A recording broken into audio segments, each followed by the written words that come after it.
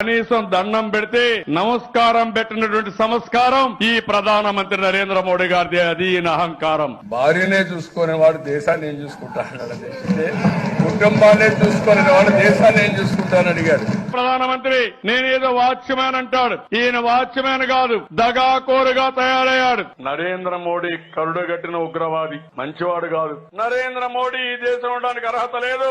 మనకు అన్యాయం చేసిన వ్యక్తి ఈ నరేంద్ర మోడీ. ఆంధ్రప్రదేశ్ రాష్ట్రంలో బీజేపీ లేదు, మనతో పొత్తు పెట్టుకున్నా గెలిచారు. వాళ్లతో పొత్తు పెట్టుకోకపోతే ఇంకో 5 సీట్లు ఎక్కువ వచ్చేటి మనకు. నాకంటే మొన్న వచ్చాడు రాజకీయాల్లోకి నరేంద్ర మోడీ, నా కథలు నేర్పిస్తున్నాడు. ఉందా సిగ్గుందా ఆయనకు?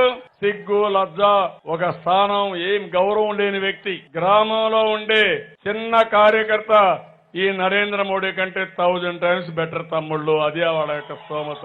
ఈ ప్రధానమంత్రి ఎంత అబద్దాలు కోరంటే, మాట్లాడితే అసత్యం తప్ప అబద్ధం తప్ప పొట్టగొట్టినా నిజం ఎప్పుడూ మాట్లాడు తమ్ముళ్ళు. అలాంటి ప్రధానమంత్రి